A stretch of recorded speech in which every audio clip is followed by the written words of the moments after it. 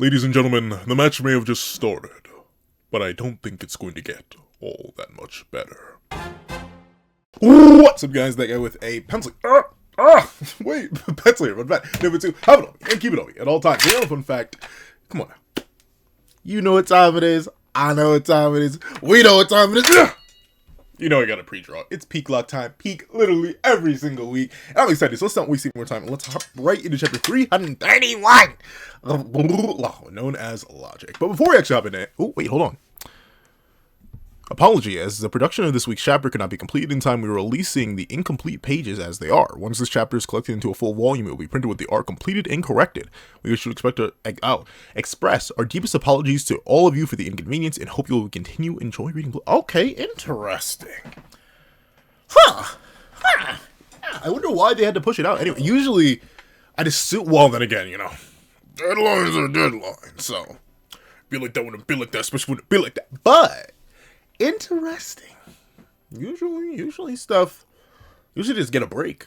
Then again, I think maybe it's too close. Maybe that's why, because I know Blue Lock was on break recently. Like what? It was last week or the week? No, it wasn't last week. I think it was like the week before that. It was on break. Then the week before that, it was also on break. So maybe they're like, sorry, no more, man. You can't give you another one. Or they could, but you know. Money, because Blue Lock is, I forget which magazine it's in, but I know it's one of the big money printers. Like, come on now. So I get why they're like, I don't care if it's incomplete, drop it. It wouldn't be the first time that a mangaka who's running a very, very popular series, instead of getting a break to actually complete the other chapter, just drops it out. Gege had to do this. What's another example? Gege is the one that comes to mind immediately, but there's another mangaka I know. Well, to be fair, it does have, I mean, it depends on the incompleteness of the art. First, again, apology, I'm assuming we're gonna get some like sketch pages, because there are times in like Kagurabachi and Sakamoto days, really those two that come to mind, and also JJK when it was still coming out, that did have some like, oh, you just ran out of time, didn't you, bro? Where the art was incomplete. We didn't get apology like this though, so I'm interested. But on that aside, getting to the thing I didn't want to mention before I read that apology thing, a lot of people did point out, it is the first chapter. Of course, a goal in the first chapter is like revolutionary, especially for a major match in the series. That never happens. But, you know, we're still in the beginning. Yeah, it can get better. Right? We are, right? I mean, like, you can't get, at least it can't get too much worse, you know. Sure, Charles scored first, but, you know, they were off guard. It'd be like that, we want to be like this sometimes. So, I will join the many others in huffing copium that this won't actually be that big of a blowout. And as a lot of people point out, it does make less sense for this current Evolved Blue Lock to be blown out. So, I'm going to change my perspective difference from maybe like a 5-2 to maybe, I don't know, I feel like Loki scoring a hat trick is kind of like, I mean, not necessary. I feel like low-key, he's gotta do that. Low-key. But, like, I feel like he kind of has to get a hat trick. And Charles has already scored one. I don't see Hugo scoring. I don't know. Not at all. But maybe he does. So either we get a brace from Loki, then goal from Charles, goal from Hugo, and then it's 4 to, like, a 4-2, maybe?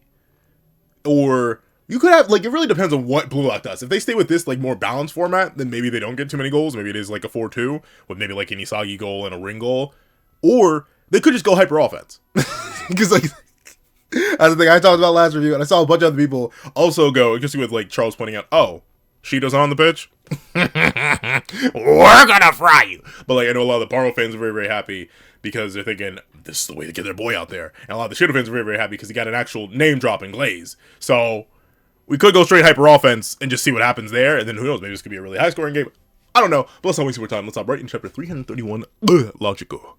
Oh, look at Ego, dog. He's like, I know I didn't change the meta for this, but I didn't think y'all would be this buns. All y'all had the 3v1 Loki. I thought you were better than this. Let's see. A declaration of war. A rapid-fire attack. A one-shot kill. I'm telling you, dog, what is it? These have got to be, like, no, they can't, though. Because, like, I know for a fact, as an artist myself, but you can just mutate your art style on the fly. And be, or not even, like, mutate your art style, just do a completely different art style. But, like, these don't even look like Blue Lock characters, though. But admittedly, they do look like Nomura's other work. I forget what the other manga's called that Nomura worked on. I actually did go and look at it. These actually do look a bit more like that art style. So this is probably just Nomura. Just flexing. As Nomura does. Like, these just don't look, like, once again, just look at this guy next to this guy. Like, they look somewhat similar, but it's something about the way they're drawn. They just look a little bit different, man. I don't know what it is. But a one-shot kill! Ego's face is killing me, bro. He's like... But at the same time, a big thing I've been pushing since, like, the start, really ever since we learned we were fighting France in the first group stages, and a big thing that a lot of other people have pointed out, on top of the idea that, one, this may not be that big of a blowout, because narratively it wouldn't really make sense to have too extreme of a blowout. On top of that, another thing a lot of people pointed out, and I pointed out before, this game is losable. Like, it's losable. Like, it doesn't matter. Like, as crazy as a plot twist it would be for them to lose to Loki in France and then lose to England and not even make it to the elimination, like, that's not happening. That's, like taking a meta look from the, like, taking our feet out of the narrative, which I know is something that I don't typically encourage doing. I always encourage getting as deep into the narrative as possible. Taking our toes out the water that is the current narrative. This match is irrelevant. So is the England match. Like, I mean, obviously there's going to be, like, character development, character interactions, establishment, and all that. Like, that matters. But, like, narratively, we're getting to the, like, we're actually getting to the elimination stage. They can lose this, and it doesn't matter. But how they lose is going to be the most interesting part for future character dynamics, future interactions, and just the nature of Blue Lock as a whole going forward. So let's see. Oh wow, page 2. But you know what? This is very interesting. Honestly, and you may, some of y'all who know me from certain other series that I review probably gonna be like, Hensel, man, you hypocrite. Yes, sometimes. But especially considering we do get an apology round start, and hey, being a weekly mangaka is basically impossible. I give all credit to Nomura and all his assistants. This is a monster of a mess to do. I couldn't do it. It is always interesting to see the sketching thought process behind different authors? Different authors?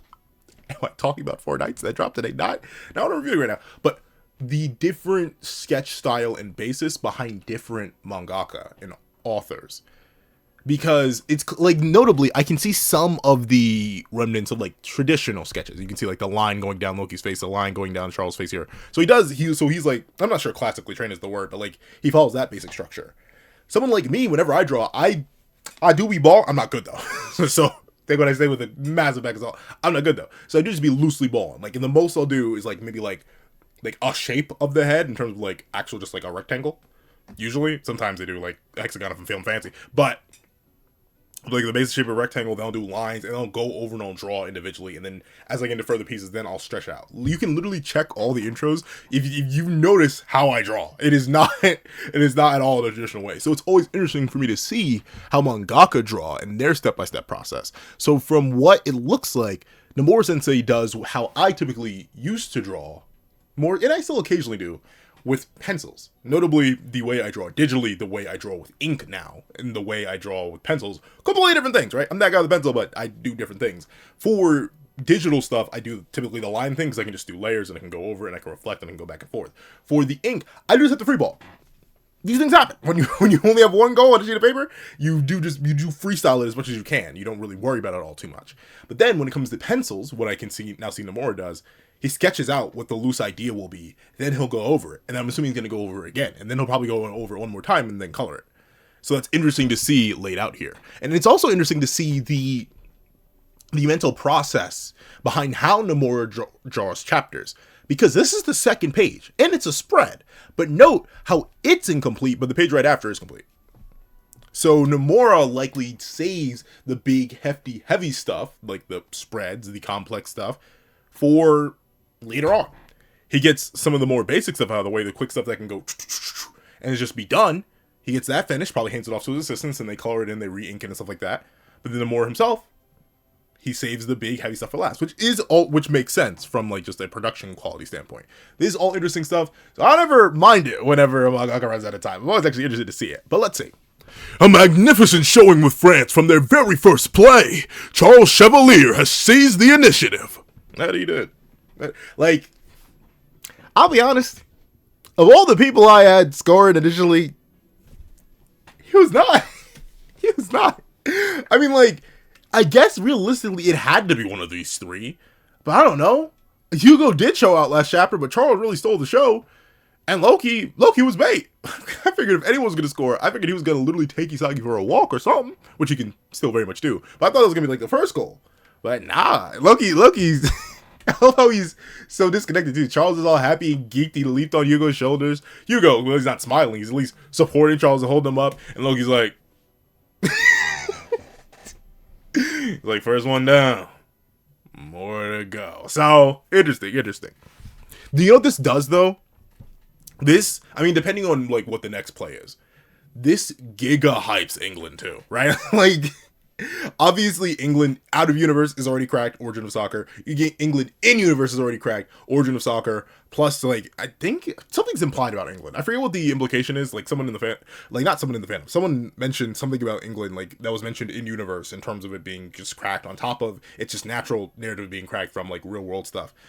And also, I mean, we don't know how the first 30 seconds went, but Loki only got 2 goals. He got a brace there. Charles didn't score. Hugo didn't score. That was against England. It was a 2-1. Meanwhile, I can definitely see this going higher than a 2-1. So, very, very impressive for England. England will probably be, if this is an extreme diff loss, England's going to be like probably the most extreme diffs of extreme diffs. And I'm very excited to see that. Because I think, then again, though, we could tie with England. That also comes like the goal differential thing, where we can lose to France. I'm expecting we lose to France. How big we lose to France is debatable. But we could either tie or beat England, just because of like how the structure works.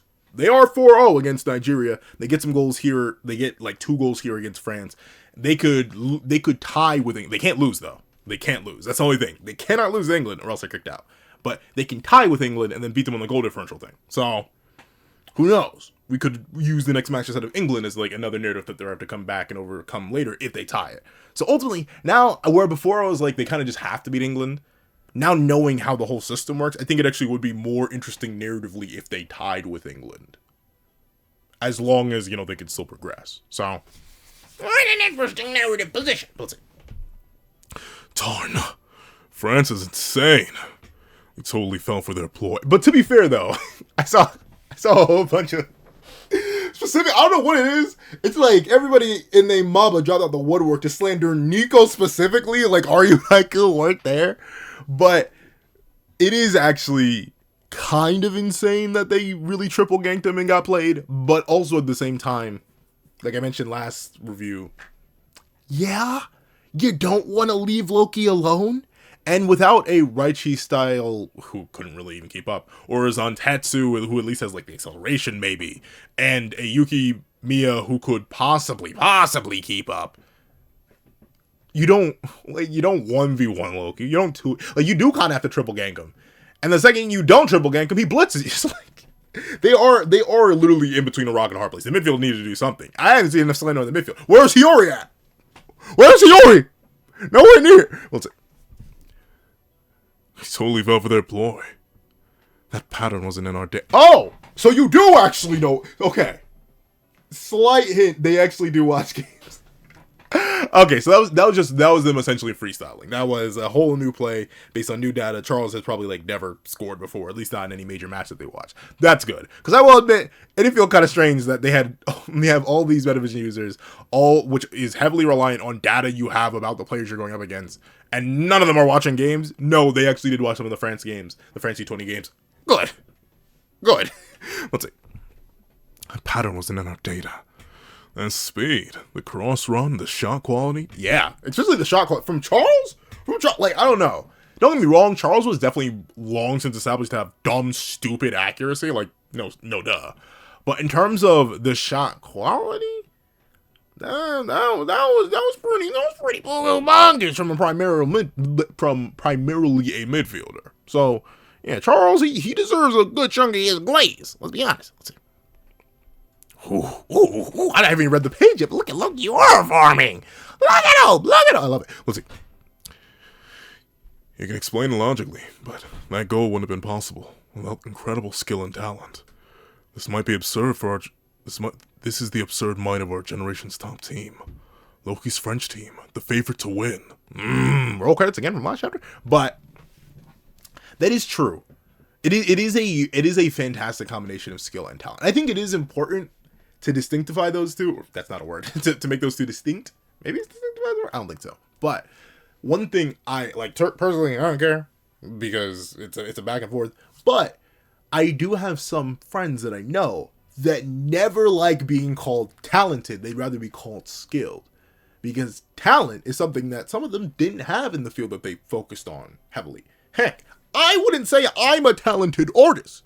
I just be doing the same thing over and over again, and once again, you get enough practice, some things become easier, you get used to certain patterns, stuff like that. But like them, I wouldn't say I'm necessarily a talented artist. I'm that guy with a pencil because I picked up the thing years ago and never put it down. But I know actual talented individuals. They are monsters with the pen.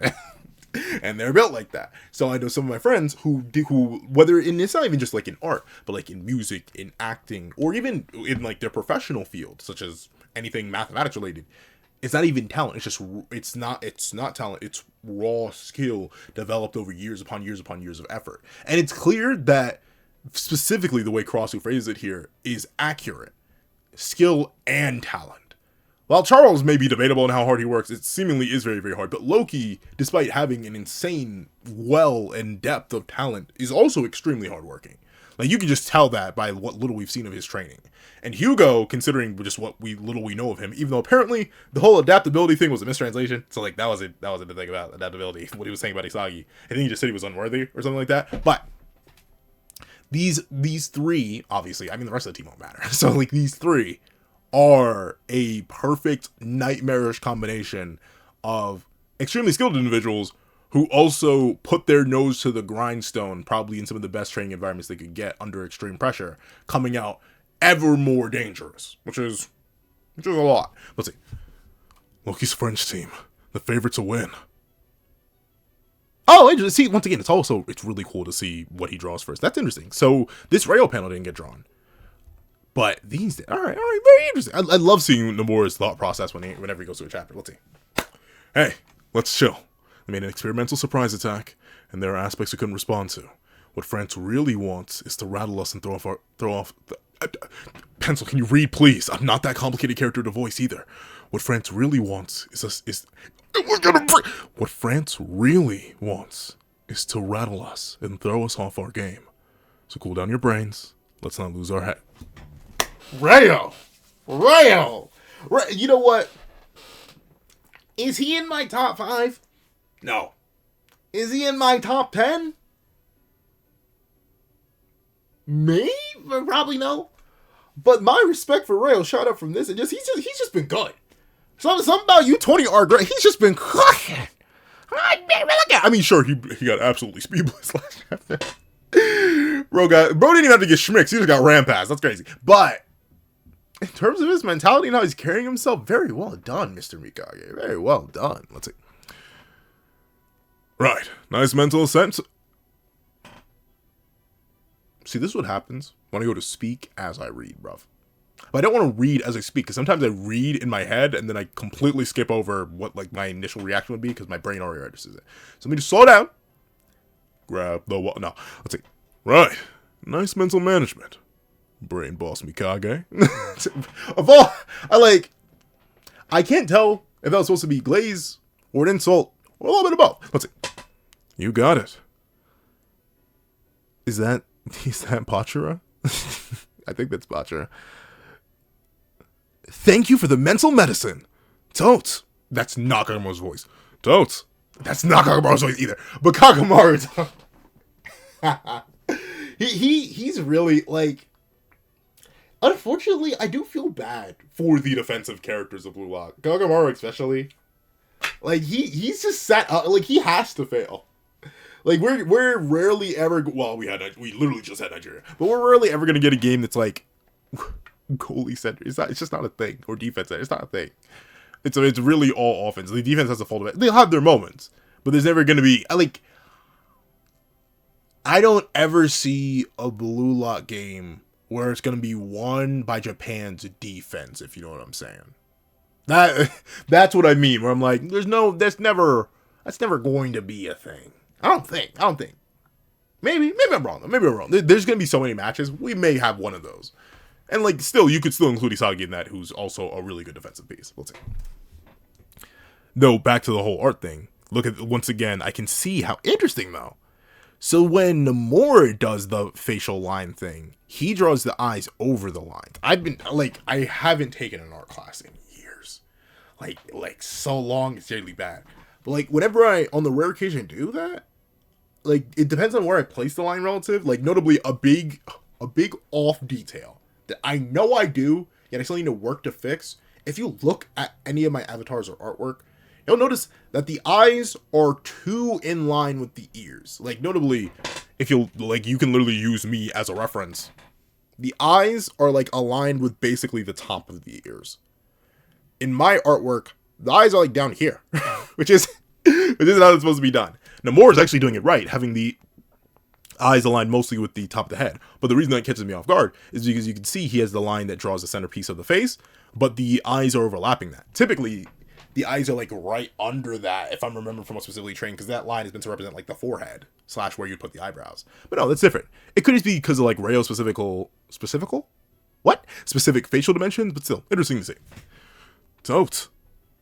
Oh, hey, Mr. Isagi. Let's see what you got. Let's see. He's right, guys. This has just started. Okay, so yeah, Isagi's sounding a lot like the film right now. Like, chill, match just started. Chill, we got scored on the first 30 seconds. It just started though. Relax with the intro. Gakamaru, get back in the goal. Let's see. He's right, guys. This just started. We have plans for when we're a point behind. Let's just focus on playing soccer our way. I mean, that's the thing, right? Unfortunately, France did start with the ball, so even if they were to go hyper offense, they would probably lose if it's like every single play was a goal, because France is up one. But that's true. They do have their own ways. They're now adapted. It's now data that our multiple metavision users are registering. They can prepare. It really is a question, though, of how much are they going to be able to like spin that Maharaga wheel, specifically when it comes to these freaks of nature. Like all three, but Loki especially naturally. Like, there's no, even with how powerful Lux is, I feel like there's no real hard counter to Loki on the pitch right now. Like, I'm not sure what stops Loki from doing what he did in the World 5 matches. He just has the ball at his feet and he just books it. Like, here you maybe, but like, I don't know, dog. Loki he still seems a little bit too cracked on his own. Forget Charles and Hugo. What's it? Okay, it's okay. Hiyori. As one of your biggest glazers, bro. I need you to do something, bro. I don't care if it's a pass. I don't care if it's a block. You haven't done anything since PhD, bro. Even then, that was like early PhD. Yori, it's been like 2 years. Yori, I need you to do something, bro. The fact that the Yuki Miya fans actually do have a point, like, he might as well be on the pitch instead of Iori. Iori, I need something. Iori. Okay, egotist. Yeah, we have Isagi. Chigiri? Why are you saying that? Why are you saying that like that? I'm not saying like he's... No, I said, massive Isagi investor. A Yoichi Yuki review. I'm not saying having Isagi is, like, irrelevant. But, dog, if y'all lock it, how useful was Isagi in that last play? Not at all. Lock it, Twitch. You can't rely on him. Let's see. Well, you can rely on him, but just don't say we have Isagi like Iron Man saying we have a Hulk. It's not the same thing. Let's see. Just getting started. That's my son. Well, no, he's not. My baby boy, he's on the bench. They should get my son out. They should take my baby boy Corona. They should put him on the pitch. I know he's nowhere near as fast as Loki. But attach him to Charles. Turn him into an ankle biter. Literally on Charles. I don't care if Corona's older. Put him on Charles. Have him man mark him. Put Raichi on Hugo. Have him man mark him. And then just put everyone else on Loki. Rest of the team don't matter. Put everyone else on Loki. Let's see. As you can see, I'm a serial non-ball knower. So I know that sounds like a horrible plan. Let's see. Don't panic, Blue Lock. Don't panic. Yoichi Isagi. Good. You know what, though? That I like it, though. I like it. As much as I'm like, like glorious, handsome, legendary, you see Isagi, Yoichi, he shouldn't be. But I love that there's that underlying idea. And it is true. Notably, I always think of it like this. I've been public speaking for a long, long time. Like, so long, that I don't like to think about it too much because it reminds me how old I am. But so long that it's not really a problem for me. Same thing with just like general human interaction. Put me in a room with anybody for an extensive period of time and I'm talking. I'm neither listening or I'm talking. I can hold a conversation with basically anyone on the planet. As long as we speak the same language, I can make it work. Even if I don't fully speak the same language, I make it work. You know how many half conversations I pulled off in Spanish? Yo no entiendo mucho español, pero yo entiendo un poquito. Por una conversación. Es no bueno, pero yo entiendo. So, I can make stuff work. However, even at the back of my mind, I do understand and have experienced that feeling of like, I know I can do this. I've done this before, even if it's not going the way I planned to initially. That doesn't matter. Life is life. It is a very real human thing to be like, I still need like there's still that uncertainty. It's like you never know something is you're good with something until it's over. That's why sometimes whenever I do like present or do anything, sometimes my brain just shuts off and I just go into straight, like the presentation pencil comes out. It's a completely different guy, gets the thing over with, and I have to like look back and think about what I did. Because it's easier that way, just to come almost like detach yourself from the scenario. Because when you are in it, you do start to get in your own head. Your mind is your strongest weapon, undeniably. It's what makes us human. At the same time, gosh darn it, you can be your own biggest op so quickly. So quickly. Your mind will turn on you in a heartbeat. It'll be like, yo, but what if we did fumble the bag? What if we did sell everything right now? For less than $1.50? What if we did screw up everything right in this instant? Wouldn't that be funny? Let's do it. Like, the brain don't do that to you. Let's see. Don't panic, Yoichi Isagi. Keep giving your best to secure victory. But will your best be enough, Mr. Yoichi? Alright. So give him the ball to Rin. Loki's lunging in. Alright. I actually do want to see a lot more Rin and Loki interaction. So hopefully we actually get to see that here. Considering Loki, he is schmoving. Let's see. Restart. Will Japan make a counterattack? Yoichi Isagi and Rin Itoshi are passing back and forth and charging right up the middle. Loki? Ankle snatched? Hold on. I know he's not actually getting his ankle snatched. He's just getting the traditional schmixy. But okay, Loki, without the short turns, maybe we do need to get my son out here. Because short turns are my baby boy's main thing. Hold on.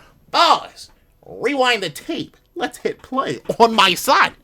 As in, please put him in the game. Please. Sooner rather than later. Let's take a look. And charging right up the middle. But you know what, though? I respect the gall, right? Because in this specific scenario, throwing the exact same thing right at them where you just burst straight through, they probably weren't expecting it. Because it would take a level of mental fortitude they didn't really expect you to have. And two, you never, like, how do I put this? See, I don't know much about basketball. I'm not a ball knower. But I like to think of it like this. Even though we know Loki's actually correct on defense too, so this isn't true. But in a general example, Luka Doncic, I can't say his name to save my life. Luka, formerly of the Mavericks, now currently of the LA Lakers at the time of recording. He is one of the offensive dudes to ever offense, right? Crazy, cracked, dumb, stupid on offense. But defensively, he's kind of Like, I heard some people say just flat out bad. I don't know if you're watching the basketball or no, but like from people who I know personally who watch basketball, they're like, man, I love Luka.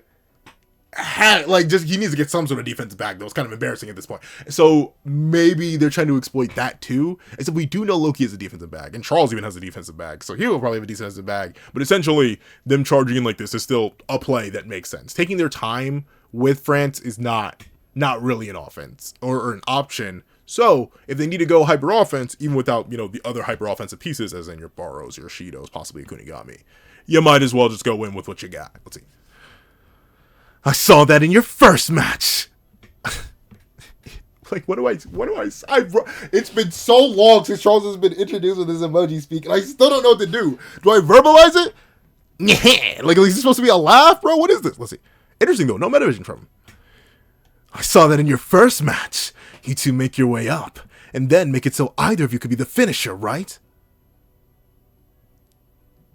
Charles, I don't want him to do you like he did my son, Charles. I don't think you're built for this. Now wait whoa, buddy. Golly, bats. He looks like What are the... Oh, I've literally, for some reason, I don't know what happened to me. I've gotten on a Black Myth Wukong kick again. These things happen, bro. I don't know why. Game's what, going on 2 years old now? But a Black Myth Wukong video popped in my feed, and I've just been... I fell down to the Journey to the West rabbit hole again. So it reminds me of some of the enemies from that game. This guy's facial design, from the big eyes to the arched eyebrows to the set mouth. Like, I don't know. This design looks very familiar. It looks inspired by something. But Bats, defensive midfielder. All right. But you know what, though? Just as I was talking about, I don't think Charles is built for this one-on-one. Making it a 2-on-1 immediately does make sense. Box them in. We've already worked around this. Yeah, okay. See, look at them. They're already doing good. What? On the right side? Are you actually shocked by this, Charles? I mean, he's not using Metavision. Charles. Ready. Once again, you aren't really built for the 1v1, no less. But number 2, you ain't going all out. I'm thinking y'all gonna win clearly, decisively, but Charles, now it's not the time. Like, yo, you gotta flicker that stuff on. Turn it on. It may just be a thing where, like, Nora doesn't draw it and he's using it, but still. Because he obviously, like, references the Metavision as play here by saying, oh, we've seen that before. It's part of our data, so we can predict what you're going to do because it'd be an optimal play here. But, Charles, bro, flicker the eyes on, bro. These are not enough. Let's see. Yeah, okay, so Chigiri. Oh, whoa, darn. They're already at the goal box? Hello? That's crazy. So they got moving quick. Like, I'm not tweaking, right? Yeah, that's the goal box. They're already right at the penalty area. Okay, Chigiri. On the right side, watch out for the speedster. Blue Lock Japan, right wing back, Hiomi Chigiri. Hyoma Chigiri, not Hiomi. Hyoma Chigiri. We can go fast, too. Yes, we can, Chigiri. Yes, we can, Chigiri. That's what I'm talking about. But who you crossing to? Let's see. He was on Isagi? Oh! No, look, red. Once again, none of our Metavision users. I don't know. Maybe just be that time. Maybe just be that type of time. Let's see. Good tempo, princess. Nice groove. Oh, the leap of doom while in a 3v1, Mr. Mika. Don't turn me into a Rayo Rider. I'm Mikage Muncher. I'll switch quick if he keeps getting these over moments. Hold on. Let's see. Nice groove. Yo, whose name is Hermes? That's a fire name. Yo, Hermes? Yo, who your parents think they is? Yo, who your daddy? Zeus? Your mother named Lita? Not Lita. What's Hermes' mother's name? I literally, you know how I ended up in the, how funny enough, I can now explain how I ended up down the Black Myth Wukong / Journey to the West rabbit hole. It's Overly Sarcastic Productions' fault, as it always is.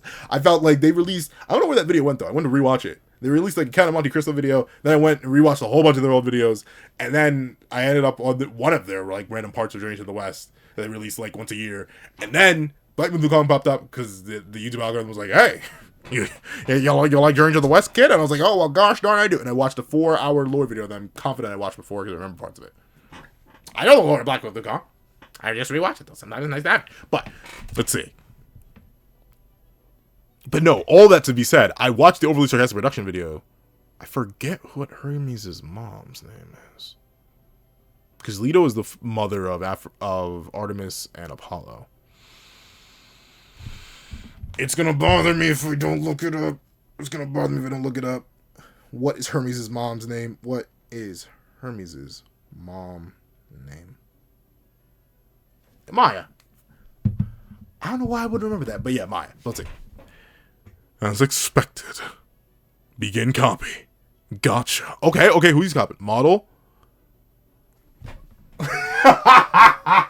Goody Gobby fan.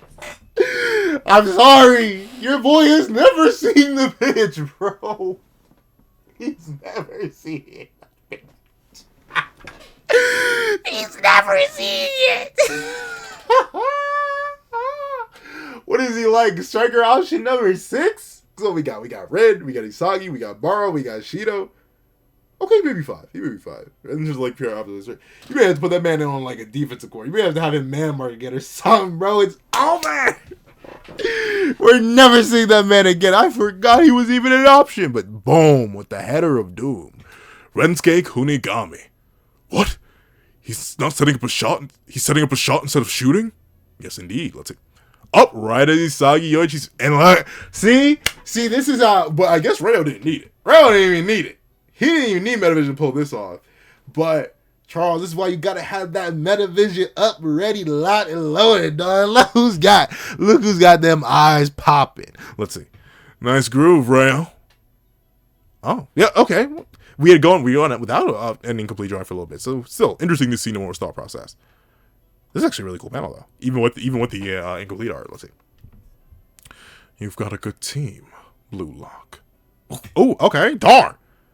You see, once again, something I pointed out last review, and I'm seeing it here. It does seem to be interesting. He doesn't have a last name, but it does seem to be a consistent piece. Actually, does Loki have a last name?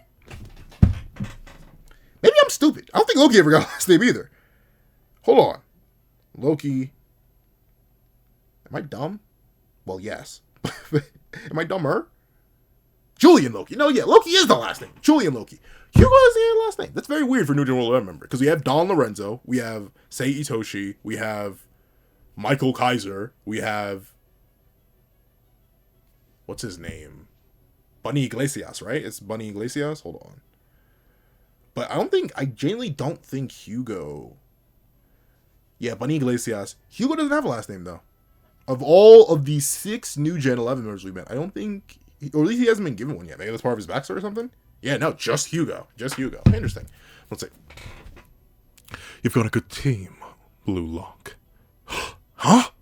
However, Yoichi Isagi. Oh, interesting. But the thing I wanted to mention about Hugo before I got caught up on the fact that he doesn't have a last name, strangely. He is built.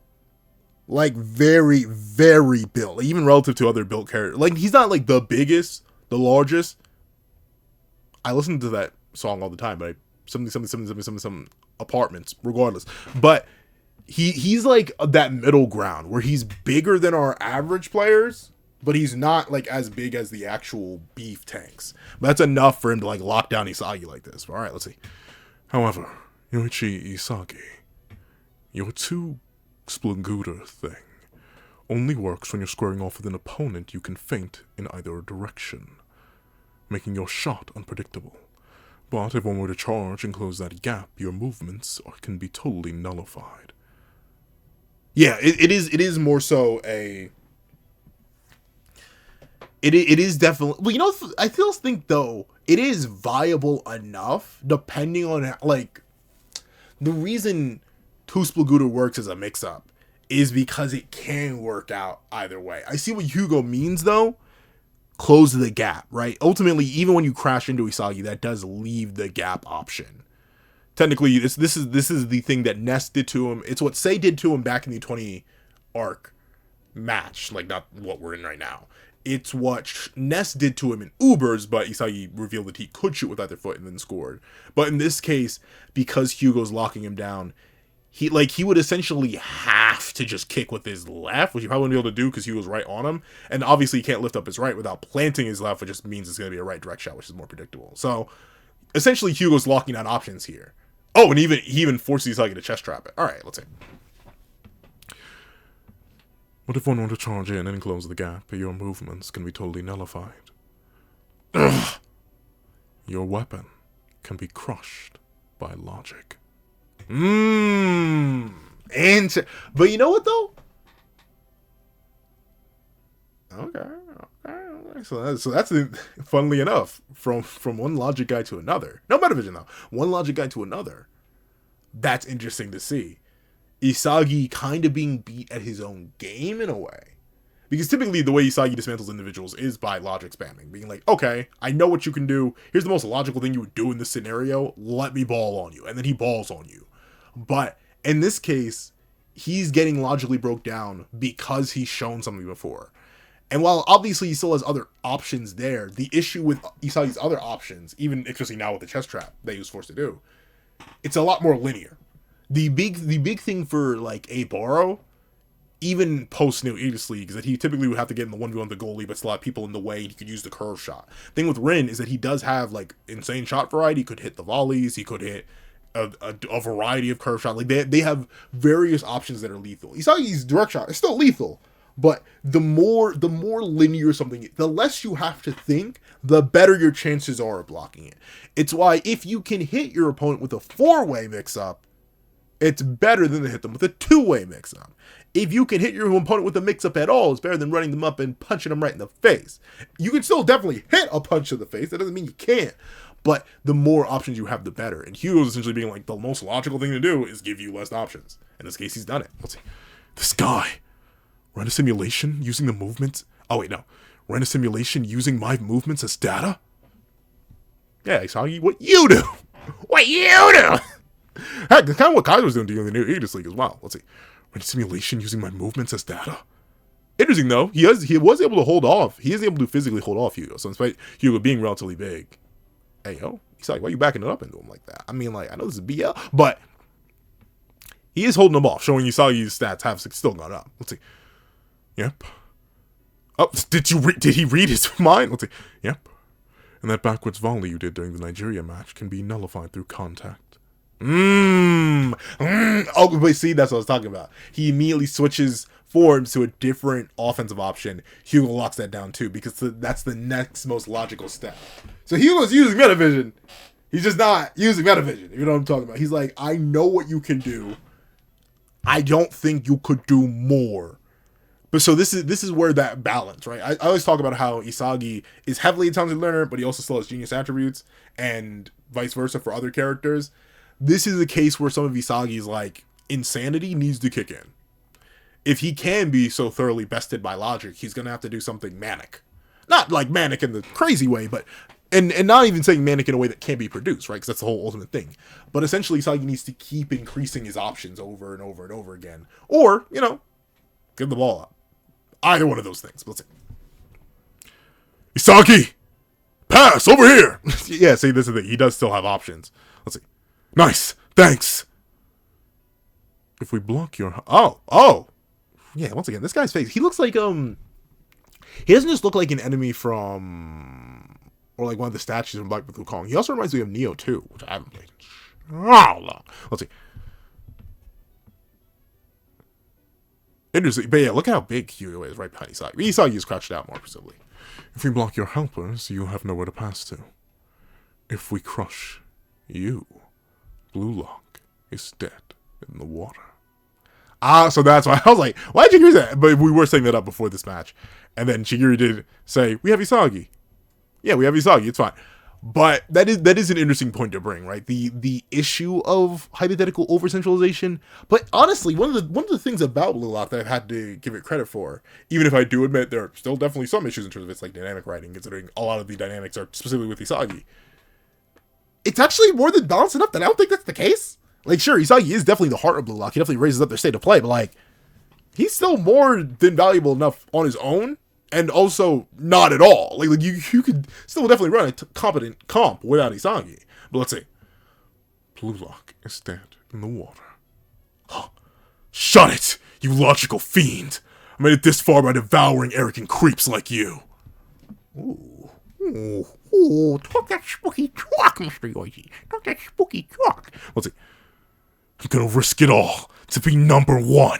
Okay. Talk that talk, Isagi. But you're more suitable to be number 2.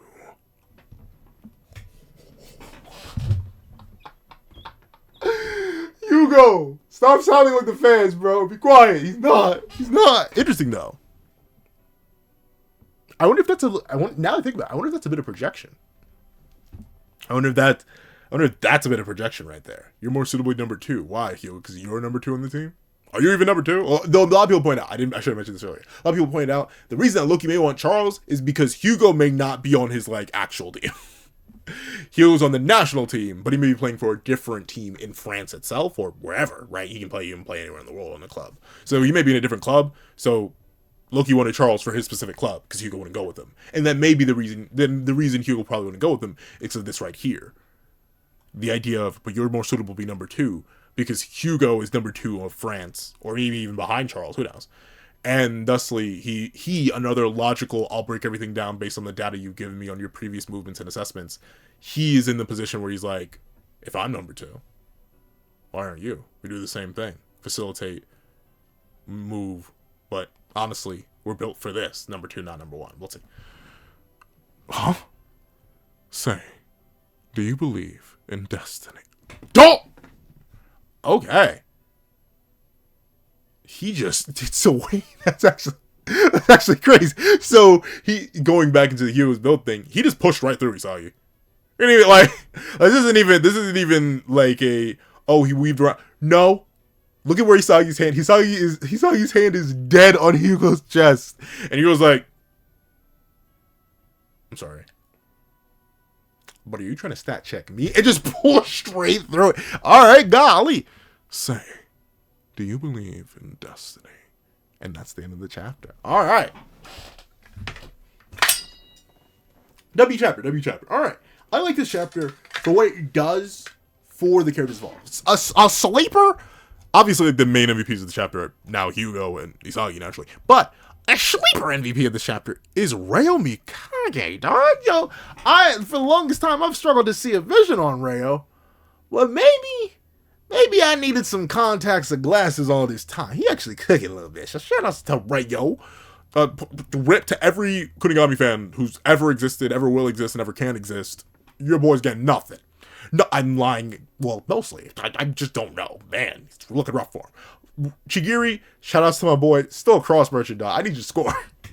Chigiri, these beats are on the team right now. I need you to score. But nice to see everything, right? From the opening concern about the insanity of France's immediate goal, to the uncertainty festering down, to Ryo coming in to calm it down and get everyone re-centralized, and Isagi reinforcing that centralization. Isagi then mentally struggling with his own insecurities of like living up to being number 1 and being the heart of the team. Then that very same insecurity being directly called out after seemingly succeeding, right? We see him interact with Rin. He beats past Charles with Rin beats past Charles with the nature of his understanding of how they would play. It's like a weird understand, like, I know how you'll move, but since I know that you know how I'll move, then I'm going to move differently. So that's what Rin pulls off here against Charles. We get Yuri with the direct cross. We get Ryo once again being the pseudo MVP of this chapter with the immediate header to Isagi, and then we have the main dynamic that feeds on what's been built on before in the prior chapters and built on in this chapter. Isagi's uncertainty of how he's supposed to play in his own, or not even how he's supposed to play in his own, how he's supposed to maintain himself at number 1 while being the heart of the team and being the raiser of it, while obviously still being a piece of it. We see Hugo break Isagi down to his fundamentals. Hey, I know all your moves. I've seen them all before. We actually watched film like you guys have. You have the 2 Splagooter, but as long as I do this specifically and not just leave you in a 50-50 or block you off in one way, this is how I lock that down. The reverse trap you came up with the last game can be used or it can be hard countered by this motion. It's the idea of Isagi needing another version of himself, right? Presumably, if I had to hazard a guess, just based on how Hugh is being nerdily positioned, and specifically the statement that is like sticking in my craw, if you will, but you're more suitable to be number 2. What Hugo in my mind is meant to be, he's meant to be the Isagi that the fandom wants him to be. Well, not the fandom. I'm not gonna say the fandom.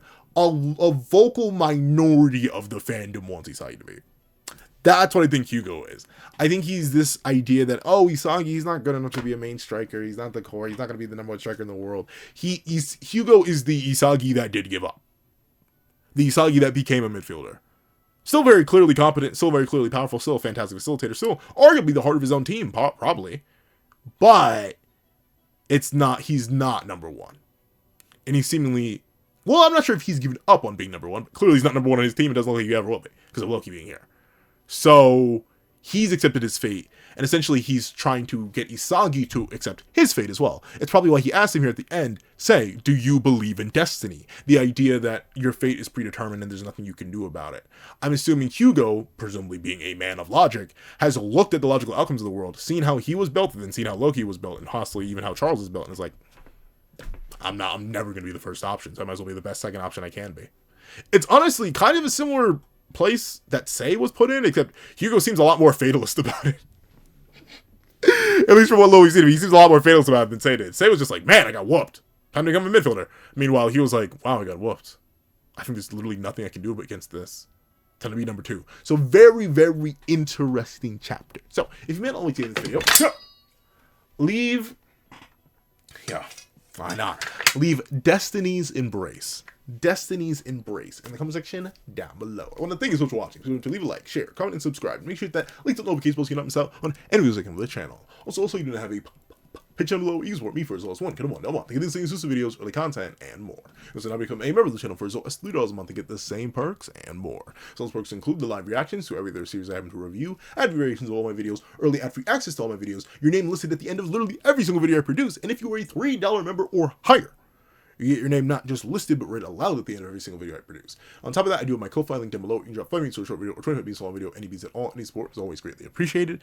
And now I want to thank you so much for watching, and I hope you guys have a wonderful day. This is That Guy with a Pencil, writing off.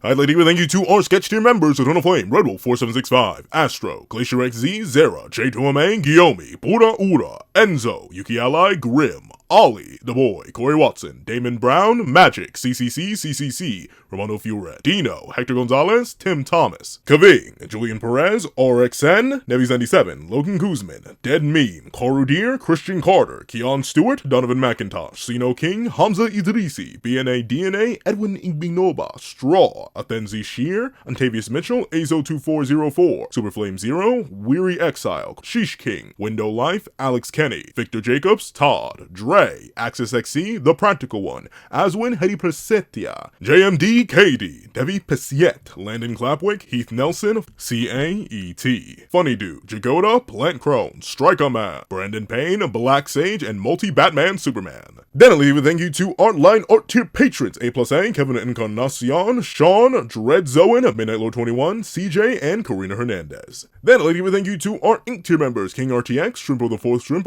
06, and Zom. Then I'd like to give a thank you to our digital art tier members: J Warrior and AZ Void. And I'd like to give a final thank you to our colored art tier patrons: Walking Munoz and Walkie Munoz.